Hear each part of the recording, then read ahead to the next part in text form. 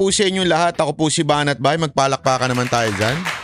It's been a long time kasi nga po tayo po ay nagkasakit at ngayong araw na ito, alam mo, grabe itong mga nangyayari sa lipunan Hindi lamang po si VP Sara Duterte ang talagang ginugurgur ng mga kalaban, ngunit pati po yung dito sa Maynila, abay porket nalaman nilang babalik na si Yorme, abay yung mga kaalyado ni Yorme ay iniisa-isa na Grabe, traidora na talaga ito Hindi kasi alam nyo dati nung hindi pa nagdedeklara o hindi pa tinitipo nung mga councilor yung mga barabarangay hindi pa naman sila ginaganito ni Madam Hani Lacuna.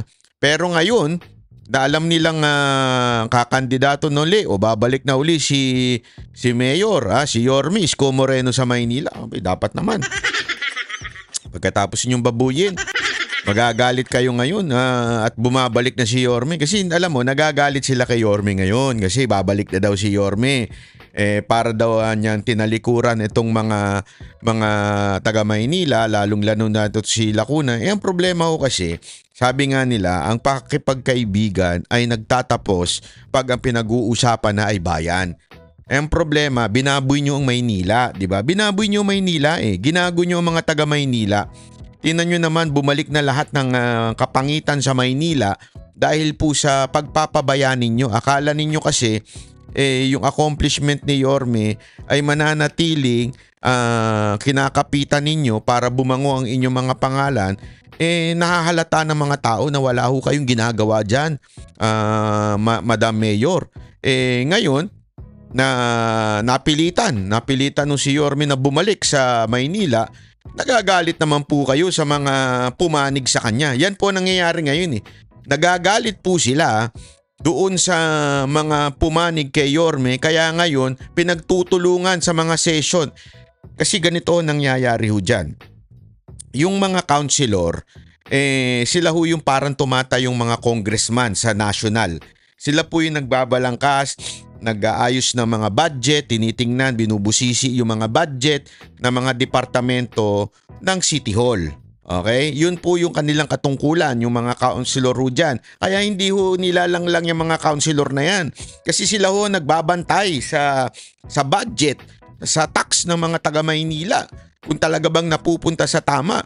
Nung panahon ni Yorme, maganda po lahat ng mga tax ng mga taga Maynila, kita naman ho natin. 'Di ba? Nakita natin na linis ang Maynila, naayos, nagkaroon ng magandang eskwelahan, nagkaroon ng magandang ospital. So talagang nagbunga yung tax ng mga Pilipino diyan sa Maynila. Yun ang katotohanan. Dahil din po sa galing ng mga councilor. Binabantayan po ng mga councilor yung sigurado bang nagagamit sa tama yung mga tax. Yun ang trabaho ng councilor. Ngayon, nung nalaman nilang babalik na si Yorme at itong mga councilor na kaalyado ni Yorme, yung nagbigay ng suporta kay Yorme, abay pinag-iinitan na, iniitsipwera na po sila. Ang leader po ng mga councilor ay yung vice mayor. At ito namang vice mayor, napakasipsip po dito kay Mayor Lacuna. Siyempre, akala niya siguro siya nasusunod. Kaya sumisipsip na siya ng todo. Nung nalamang babalik na si Yorme, abay pinagtutulungan nitong mga councilor na nagpahayag ng suporta kay Yorme at iniitsipwera.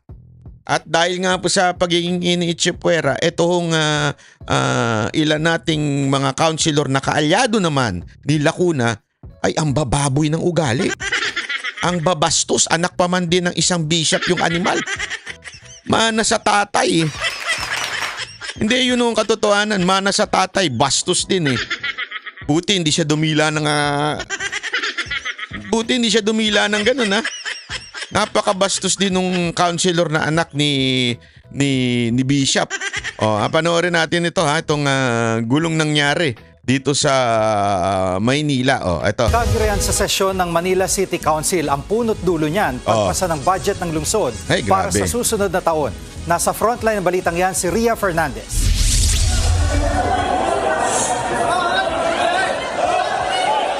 Sa taasan ng boses at tulakan, nauwi ang komprontasyon ng mga konsehal ng Manila City Council kahapon. Nakikita lang natin ito sa mga iba't ibang bansa, di ba yung nagsasapukan? Aba, dati naman hindi ganito, dati naman maayos.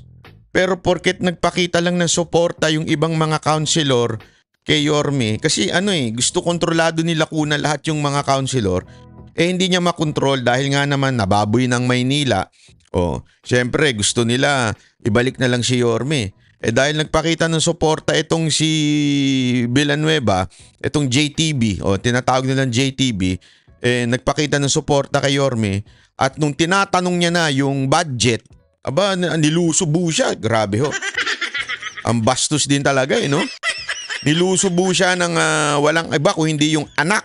Naku. Yung anak at saka yung anak po ni Congressman Benny Abante at saka yung kapatid ba yun? Kapatid, tama, kapatid ni Hani Lacuna na si Philip Lacuna na isa ring councilor. Alam mo, ganyan talaga pagka porket kapatid ng mayor, kapatid ng congressman, akala mo kanila na yung council ng Maynila. Kaya ganyan na mga bastos na mga pagkakaugali. Ang nagkakaalitan, sina Councilor Joel Villanueva at Councilor Philip Lacuna. Ilang minuto pang tumagal ang tensyon bago sila tuluyang naawat. Siga-siga kasi nitong kapatid ni Lacuna. Ate ko yan Bakit ba? Huwag niyo kini-question yung budget. Ate ko yan Hindi ganun. Hindi tama yung ganun na kini-question niyo yung budget. Diba? Porket ate mo, hindi na pwedeng questionin yung budget. Hindi naman ata tama yun. Diba? Ay nako, grabe talaga. Maya-maya, lumapit ang dalawang konsehal kay Vice Mayor Yul Servo kung saan muli silang nagsagutan. Grabe naman.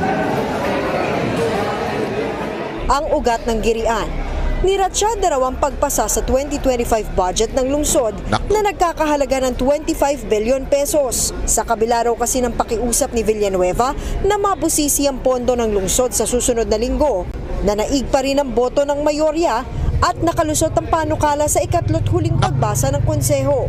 Nag-issue raw ang aming mayora, Hani Lacuna, ng Certificate of Urgency na dapat maipasa na.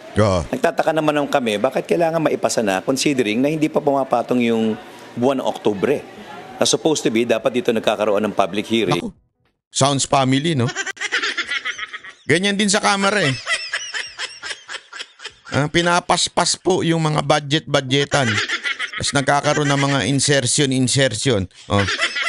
Ganyan na ganyan po yung Kamara Bakit pa kasi pinapaspas? Bakit binibilisan? Ano bang hinahabol natin? Wala pa namang Oktubre, sabi. Sa Oktubre pa nga yan kasi nga, sa malamang, merong mga ayaw pasilip. Nako. Mayor Lacuna, ang aga mong nabulok, di ka pa sikat. Ang aga mong nalaos, di ka pa sikat. Hindi mo pa napapatunayan na ikaw ay karapat-dapat na mayor ng Maynila. Puro na nga kapalpakan dyan. Ay pambihirang buhay Ganyan ang ginagawa ng mga bata mo, lalong-lalo na yung kapatid mo. Atapang-atao yung kapatid mo masyado, Di maganda yan. Di maganda yan. At umaharap yung mga department heads sa mga konsihal para matanong sila at malaman at i-justify nila yung hinihingi nilang pondo. Para kay Manila Councilor Joel Villanueva, malinaw na politika ang dahilan sa mga nangyayari sa kanilang konseho. Sobrang linaw. Lalo't hayag na ang pagpanig ng kanilang kampo kay dating Manila Mayor Isko Moreno na tatakbong muling alkalde ng lungsod sa 2025 elections. Dinepensahan naman ni Manila Councilor Uno Lim ang naging proseso kahapon. Si Lim ang pumalit kay Councilor Lacuna bilang Appropriations Committee Chairman bago magkagulo. Para hindi masilip Isipin mo Tingnan mo kawalang yan. Ano sabi? Si Lacuna ang boss. Okay? Sino ang kanyang appropriation? Yung sa komite. Bago pinalitan nito, yung kapatid. Di ba? Anong tawag mo dyan sa ganyang klaseng... Hindi, doon na lang Di ba? Doon na lang po ikaw ang mayor. Yung kapatid mo, councilor, siya ang in charge sa appropriation para bagang si speaker at saka si Zaldico, di ba?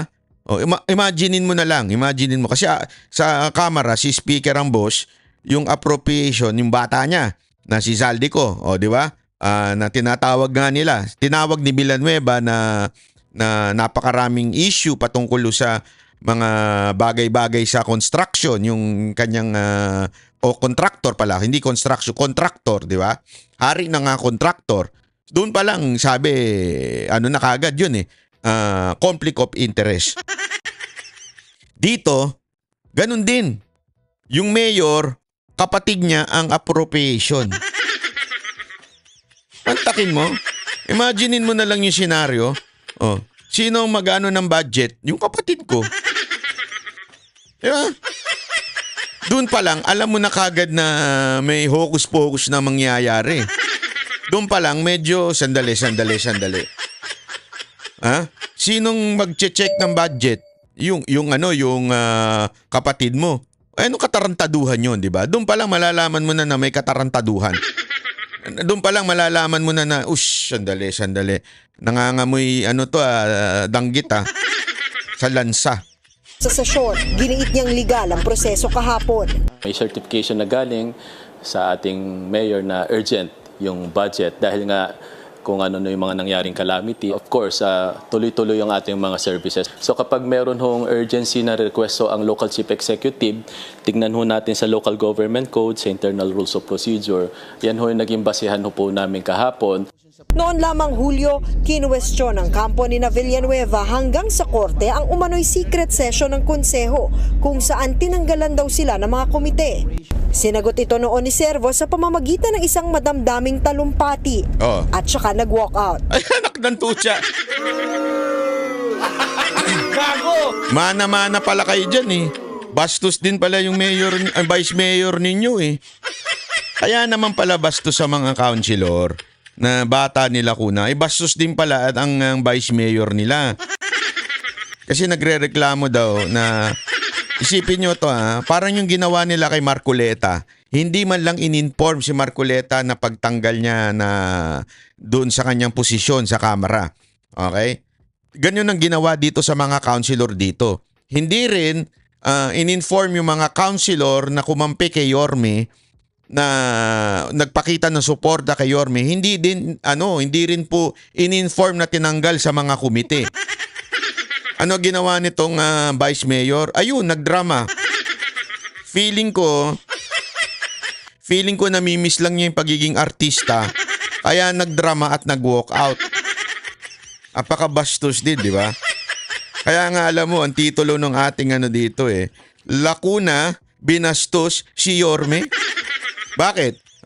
Bakit kanyo binastos si Yorme? Kasi yung porket mga sumusuporta na councilor nagbigay ng suporta kay Yorme, binabastos ng mga tauhan ni Lacuna. 'Di ba? Katulad nito, bata niya itong vice mayor, yung kapatid niya, binabastos din yung mga councilor na kumampi kay Yorme. So parang ang dating nito, binabastos din ni Lacuna etong si Yorme. Nako, hindi maganda yan. Gago! Madam Lacuna, hindi maganda yan. Tandaan mo, kung hindi ka kinampanya ni Yorme, malamang hindi ka naging mayor. Ikaw talaga. Hindi totoo naman, di ba mga kababayan? Sa tingin nyo ba mananalong mayor to si Lacuna? Kung hindi ito kinampanya ni Yorme? Hindi. Wala naman itong magandang record sa Maynila. Hindi naman maganda ang record nito sa Maynila, kaya napaka yung mga ganyang sa tingin ko, malaking problema natin diyan. Kaya eto pakinggan natin itong paliwanag pa ng councilor na kung saan napaaway yung binastos ika nga na di umano ni Philip Lacuna at saka nitong yung kapatid. Yung anak pala, yung anak. Kasi siya yung nanulak doon siya daw yung nanulak doon, yung anak ni Benny Abante.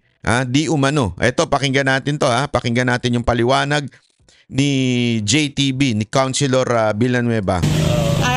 Good afternoon po. Matanong ko lang po, yung nangyari kahapon na... Councilor, kasi malamang nagalit dun sa damit mo. Malamang nagalit dun sa damit mo kasi sabi mo dyan, your miss choice. Dapat ladies choice yan eh. Hindi, magkakaroon daw dyan eh, ladies choice. Choice ni Lacuna. Kaya hindi. Biro lang ha. Atensyon sa City Council, kamusta naman po? Well, hindi namin kagustuhan yung nangyari na yun. Pero nangyari yun dahil sa hindi namin nagustuhan yung ginawa ng mga kasamahan namin.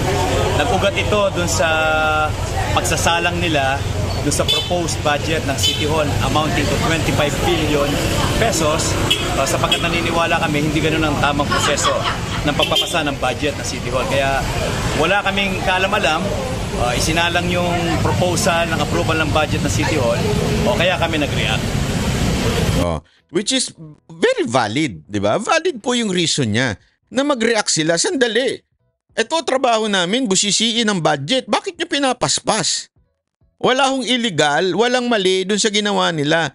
It's part of being a councilor. It's the job of the councilor na i-check yung budget. Bakit yun yung pinapaspas? Meron ho ba kayong dahilan kung bakit ninyo pinapaspas yung budget? Komento nyo nga ho dyan pag sa tingin ninyo meron hong dahilan kung bakit nila pinapaspas yung budget sa Maynila. Obvious na obvious eh. Alam na this eh. Di ba? Alam na this. Ikaw talaga? Nagagalit tuloy si Wala, hindi po pinaalam kahit na kailan po. Walang abiso. Wala. Ito, hindi nakalagay sa agenda. Ay, grabe. Ito sa other matters. Kaya nung sinalang sa other matters, nagulat kami, bakit papa-aproban agad yung budget? Gayong wala namang nangyaring budget or public hearing. Kung saan yung mga department head, dapat tinatanong to ng mga konsihal. Ano yung proposal? Anong gusto mo? Anong kakulangan? Para paglalaan ng pondo, wala nangyaring gano'n. Kundi, sinalang na lang yung proposed budget ng 25 billion nang walang nangyaring paghaharap sa mga department head na dapat sa kanila nang gagaling yung panukala kung ano yung paggagamitan nila sa mga departamento nila. Di ba? Isipin nyo na lang, pinaspas ang budget. Halimbawa lang, national budget, pinaspas. Tapos may mga pumalag. Diba sinabing, sandali, pag-usapan natin to, deliberation tayo ng budget. Which is karapatan ng mga kongresista yun. Ganon din ho sa local government. Karapatan po ng mga councilor ang busisiin ng budget. Yun ho'y kanilang trabaho. Bakit ninyo pinapaspas at inaalis ang trabaho? Porket ba sila ay nagpakita ng suporta kay Yorme? Mayor Lacuna, ang dumi maglaro ninyo mga kasamahan mo, ha? Hindi kaya tuloy pambabastos yan eh. Di umano. Pambabastos di umano ito ni Hani Lacuna kay Yorme. Porket nagpakita ng suporta. Pangit na ugali nyo, ha?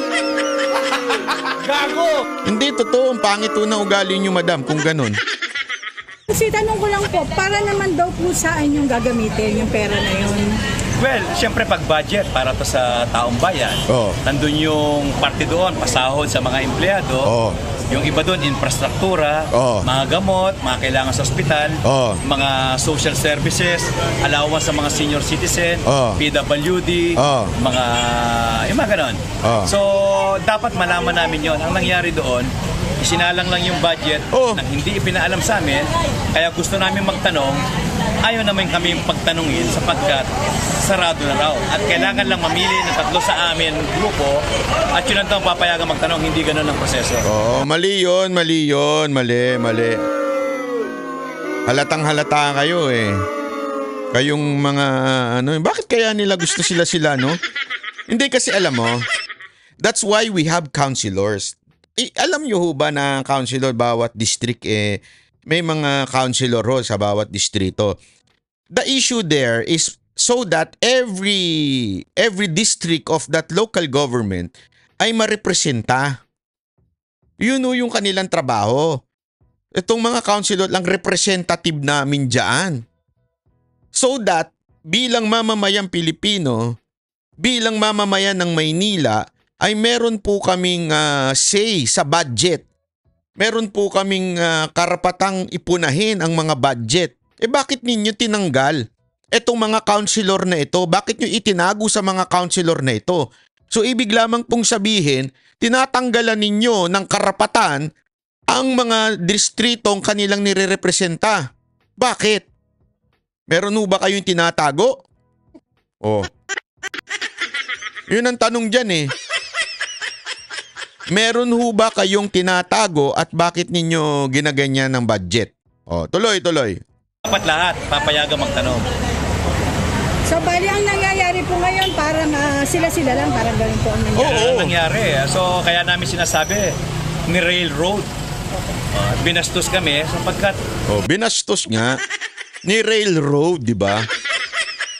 Sa madaling salita, binastos ng kanilang pinuno na si Hani Lacuna ang pinuno naman ito mga to na si Yorme. Naku po, bastusan na talaga ngayon sa Maynila. Ay nako. Hindi maganda yan, Madam Hani Lacuna. Hindi maganda yan. That's not nice. Kapatan din namin magtanong sa kanila. Lahat kami pare-pareho mga halal ng totoo yan. Mga distrito. So kung meron silang... Kung maganda, kung ayaw ninyo, wag na tayo maggawa ng eleksyon. Gawa-gawa pa tayo ng eleksyon.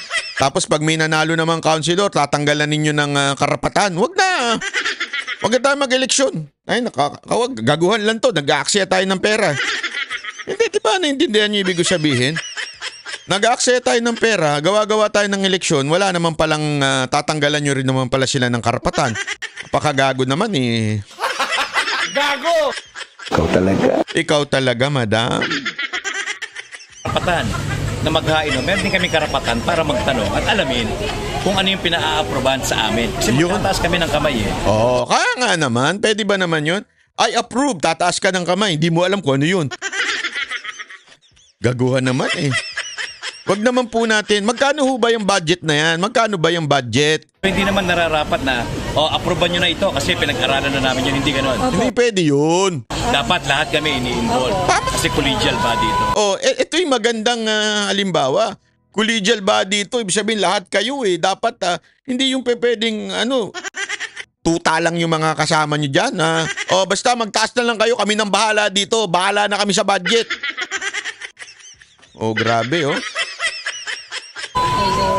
Bakit po ba nagkaroon ng tension sa City Council? Dahil po ba yan na nalaman din po nila na tatakbo si Yorme Isko Moreno? Well, siguro bahagi na yun, simula nung kami dumeklara na. Precisely, dapat ganun. Kami ay kay Yorme Isko Moreno, nahati na yung konseho. So, syempre dahil nahati na, nararapat lamang na magkaroon ng check and balance sa konseho. Yung mga ipinapasa nila, lalo na sa larangan ng pananalapi, dapat usisain ito. So, nag-ugat ito, kagaya na sinabi ko, parang nabastos kami. Gusto namin magtanong, alamin namin kung ano. Sir, hindi na parang. Nabastos talaga kayo. Hindi kasi ako, mantakin mo. Gusto nila pa-aproban sa akin, tapos hindi naman nila ipapaliwanag sa akin yung kung ano man yung gusto nila pa-aproban. Kabastusan talaga yun. Tapos ngayon, pag nagtanong yung mga distrito, yung mga constituent nyo, sasabihin, bakit ganito lang ang budget? Bakit ganito? Sasabihin mo, wala kaming kinalaman kasi yung mayor lang ang may Hindi pwedeng ganun. Trabaho mo yan. Sasabihin mo ngayon sa councilor, trabaho mo yan, sir. Siguraduhin na yung budget ng local government mapunta sa tama. Kaya lang kasi hindi kami pinayagan na busisiin. Hindi pwedeng sagot ng councilor yun. Di ba? Malilintikan sila dun sa constituent nila. Importante na maipaliwanag nila ng tama. Kaya dapat ipaliwanag din po ng mga departamento doon sa council kung ano ba. Kung wala naman palang ganunan, tanggalin na lang natin lahat ng councilor dyan. Ginagago nyo naman mga taga-Maynila eh. Mayor Hani Lacuna, wag nyo naman gaguhin yung mga taga-Maynila. Bastusan yung ganyan, sir. Mami. Mga budget ng iba't ibang departamento, ayaw nila kami pagtanungin. Pagka sinasabi nila, meron silang tamang bilang, sapat na bilang, kaya wala na rin mangyayari, kaya hayaan na naming aproban. Hindi yung ganun kadali. So, bali, kaya yun yung nag-trigger para po nagkaroon kayo ng pagtatalo. Dapat lang naman. Dapat. Ayaw namin ng away. At hindi naman yung pagtatanong hindi to dapat kinukonstru na kami nakikipag-away. Parte lang ito, period of debate. Dapat kami nagtatanong. Pikon sila eh. Kasi nga mga ano yan mga entitled Lalo na yung, syempre, mantakin mo, kapatid ka ba naman ng mayor? O talagang entitled ka. Hindi, ako siga dito. Kapatid ka ba ng congressman na si Abante? Aba, hindi. Siga nga tatay ko Dumidila-dila. Gumaganong-ganon nga Kasi ako, hindi ako siga dito. Hindi pwede yun. Dapat siga din ako dito. Ang dami siga sa Maynila. Ang hirap niyo sa inyo sagutin na nagpapanukala. Kaya nagtataka kami kasi bago lang yung chairman ng Appropriation Committee, pipiri mo bago lang siya, maghahain siya ng proposed budget. Siyempre pag naghahain ka nun, dapat napag-aralan mo yun. Pwede ba yun? Ikaw na kayo ng chairman ng Appropriation ikaw na ang mag-sponsor nitong budget. Anong alam mo dun? So, dapat sagutin niya yun. Ayaw nyo lang sumagot. Kaya kami... Yun ang problema. Ayaw sagutin. Nagagalit. Kaya kami kumukontra sa sinasagawa nilang railroading na pagpasa ng budget. Konsi, hindi po ba labag sa rules yung itinago yung pagpasa ng budget po sa taong bayan? Well, yung sinasabi kasi, inaalaw naman yan. Pag suspended ang rules, kahit pwede. Pero dapat ipinapalam sa amin. Kaya lang, nagtataka kami, nag-issue si Mayora ng Certificate of Urgency, very urgent daw, na kailangan ipasa tong budget. Bakit kayo urgent? Alam ko na kung bakit urgent. Ako alam ko na, may hinala ako bakit urgent yan. Pwede ko ba akong magbigay ng opinion ko kung bakit urgent? Ito opinion ko lamang to Hula ko lamang. Hindi ko sinasabing ito'y fact. Ito'y hula ko lang kung bakit urgent. Mabilisan na kailangan. Ito'y hula ko lang Malapit na eleksyon 2025 na. Malapit na kampanya. Kailangan meron kaming maipakitang may pagmalaking proyektong nagawa. Mantakin mo 3 taon wala kami nakapakita. Lahat ng proyekto ni Yorme. Diba? Kaya nga nila tinanggal yung sa may Quirino. Corner, asan ba yun? Yung Quirino, basta corner, nakalimutan ko na. Yung mga poster doon, dati mga accomplishment ni Yorme nakalagay doon. Ngayon, mukha na ni Marcos. Kasi sumisip-sip sila kuna kay Marcos at saka kay Tamba. Hindi ko alam kung para ba mabigyan ng project. Hindi ko alam pero tinanggal niya yung mga proyektong natapos ni Yorme doon. Dati kasi picture yan ng mga natapos ni Yorme. Ngayon kasi, alam natin, ang dami. Condominium, Hospital ng Maynila. Ang dami yung proyekto yun ni Yorme. 3 taon yun. Dumaan pa sa pandemya yun. Mantakin mo, mga taga Maynila, magising kayo Dumaan pa sa pandemya yun at ang dami niyang natapos na proyekto ni Yorme. Si Lacuna, patapos na yung kanyang 3 taon, wala pa ni isang maipagmalaking proyekto. Tama, mali. Sige, kayo wag na akong tanungin ninyo. Yung mga taga Maynila, although taga Maynila po ako. Tanungin nyo sila. Meron bang natapos na proyekto sa Maynila? Wala po, di ba? Bakit kanyo? Kayo hong sumagot. Bakit kanyo walang natapos na proyekto sa Maynila? Etong si Lacuna. Sige. Kaya, hinala ko lang naman po ito. Kaya minamadali yung budget. Kaya minamadali yung budget para matapos na yung mga kailangang tapusin na budget, tapos makagawa sila ng proyekto na maaari nilang ipagmalaki sa kampanya.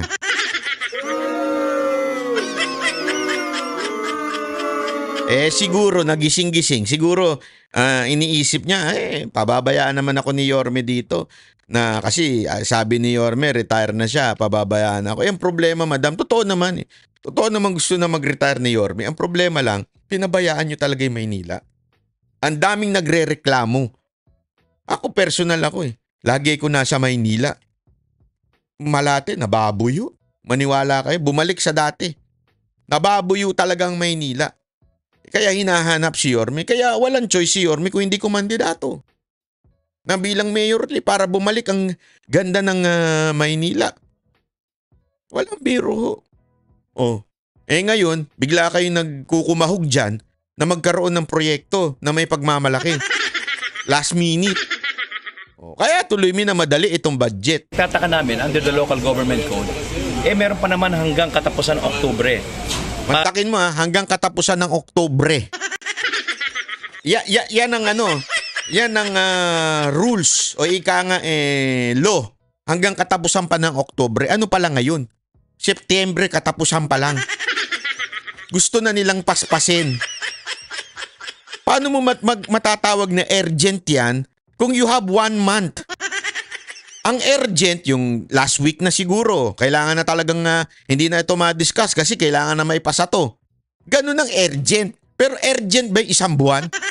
Natarantado tayo nito mga to Kaya alam mo yan na nakakabuisit sa mga politiko natin Pag tinatarantado tayo di ba? Ang problema, mayroong mga pipiyok dyan at magsasalita. Sandali.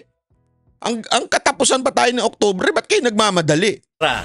Humarap ang mga department head, magkaroon ng budget at public hearing bago maset yung deadline. Next year pa naman gagamitin yung pera, January. September pa lang ngayon. Why in a hurry? Bakit urgent? Alam na natin yan, sir. Alam na natin, sir. Kasi nga naman, sir. Eto, sir, pananaw ko lang. Kung January pa magsisimula yung mga proyekto nila, during the campaign by February, wala na sila may pagmamalaki. Naggahol sila Wala sila may pagmalaki ngayon. Puro proyekto ni Yorme. Kaya ngayon, ayan, nag-ano sila.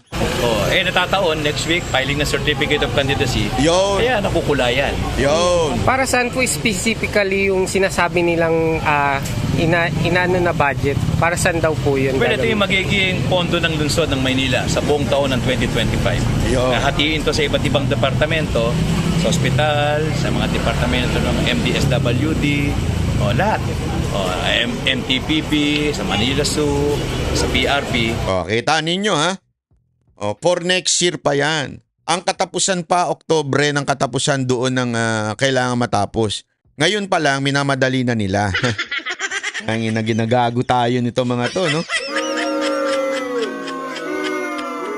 Lahat ito. Kaya nga tanong namin, magkano ang nakalaan sa bawat departamento? Nagtaas ba ito? Bumaba ba ito? Sapagkat kami, kinakausap din kami ng mga constituents namin at mga ospital. Meron silang pangangailangan. Gusto namin mag-ambag. Parang pinagkakait sa amin yung karapatan namin mag-ambag at magbigay ng suwestyon sa pagpaplano ng pagbabudget. Parang sila lang. Hindi naman nila pera yan. At hindi naman pwede yun. Kahit basta hindi pera nila, hindi pwede. Kayo'y binoto ng taong bayan ng Maynila. So, ibig sabihin, ang tinatanggalan ng karapatan nitong mga bata ni Lacuna ay yung mga constituent ninyo. Sa pamamagitan ng hindi papayag na questionin ninyo yung mga budget. Tinatanggalan nila, kayong mga taga Maynila, ang tinatanggalan ng karapatan. Hindi po itong mga councilor ninyo. Tuloy. Can we confirm magkano po yung total amount po? Ayan, alamin natin. Magkano po ba kasi yung amount na yon? Eto, dito kayo magugulat. Magkano ba kasi lintik na pinag-aawayan naman? Baka naman 100 lang yan. Baka naman 1 milyon lang yan. Magkano ba kasi yan? Magkano ba yung budget na gagamitin? Kung sinali nilang budget po. 25 billion pesos. Ano?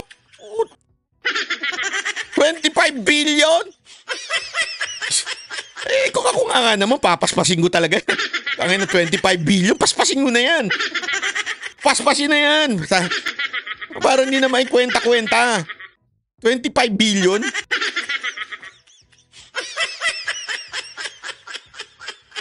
Magkano kaya pang election dyan? Gago! 25 billion. No wonder. Alam na this. 5 billion pesos. 25 billion. B, as in, ikaw lang ang bibi ko, ganun, B. 25 billion. Mga kababayan, billion po, hindi billion. O kaya million, hindi billion. Okay? Ngayon, alam nyo na kung bakit pinapaspas yan. Sa ganyang kalaking pera, paspasin talaga yan. Sa budget ng lungsod for next year. Kaya po talagang hindi rason na maging in a hurry. Yun, ang galing nung tanong na yun. Kung sino man ikaw nagtanong, ikaw na ako mandidato. Hindi, loko lang. Gago! Hindi, kaya nga naman, tama naman yung sinabi na. Kaya naman hindi dapat paspasin kasi 25 billion is not a joke. Di ba? 25 billion, pera yan ng mga taga Maynila. Tax nila yan. Di ba? Hindi dapat yung paspasin. Dapat po yung binubusisi talaga. Sinisiguradong mapupunta sa ng taong bayan. Diba? Mapupunta sa ospital, mapupunta sa condominium, hindi ko saan siya mapupunta. Naman Hindi naman po yan 25 million lang para ilang lang nyo at sabihin na hindi, okay lang, bilisan na natin to. Hindi 25 billion. Mga taga Maynila, 25 billion pinapaspas ng mayor nyo. Anak kayo ng wewe, ha? Urgent. Hindi po talaga rason. Hindi rason, hindi daang libo to, hindi to milyon. Bilyon ito. At saka next year pa. At next year pa. Oo, naku, magkano kaya yung 25 billion pag nilagay mo sa isang sako yun, ano? Gaano kaya kalaki yun, no? Hindi pa ako nakakita ng 1 billion Ito, 25 billion. Grabe, yaman ng Maynila. Paspasin na yan. Paspasin na yan. Para nga naman sa kampanya ng mga bata ni paspasin na yan. Kaya tataka kami, bakit pinamadali? At ang masama doon, bakit ayaw nyo kaming pagtanungin? Pero bang itinatago? Doon kami nag-init ang ulo. Kaya nagkaroon ng altercation, nagkaroon ng sagutan. Sapagkat parang binubusalan yung mga bibig namin, wag na kayong magtanong. Total, hindi naman kayo mananalo sa bilangan. At tanggap naman namin yun. Pero pagtanungin nyo kami. Yun lang. Konsi, what can you say about sa mga taong nagsasabing isa po kayo sa nagdede? Ayaw mo na yan. Tapos na yan, okay? So, yun na nga yun. Yun ang dahilan kung bakit pinapaspas po itong budget. Di ba? 25 billion. Mga taga Maynila, dapat po bang paspasin yan? Kung kayo po ba ang tatanungin, tatanggalan ho ba natin ng karapatan ng mga councilor na magtanong at magbusisi sa 25 billion na budget ng mga taga Maynila? Kayo ho, sino ho sa tingin ninyo ang tama? Yung mga councilor na nagsasabing atin po itong busisiin? O yung mga councilor na siga at sinasabing, hoy, wag na kayong magtanong, ha? Tapusin na natin to nang makuha na. I mean, makuha na yung yung budget at maibigay na sa taong bayan. Kaya na, ayuda na naman hayop. Hayop! Sigurado ako dito, kalahati nito, ayuda mapupunta during the election. During the campaign. Alam mo, eto nga siguro eto hindi kaya ganito. Ewan ko, komento kayo dyan sa baba. Babasahin ko yung mga komento ninyo. Hindi kaya pinapaspas ito dahil itinago yung ilang porsyento ng 25 billion na inilagay sa ayuda. Para merong maipamigay na ayuda during the campaign. Ang kandidato. Nako po.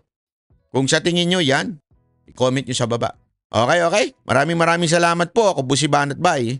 Yan ang Banateros, boses ng ordinaryong Pilipino. Banateros ay walang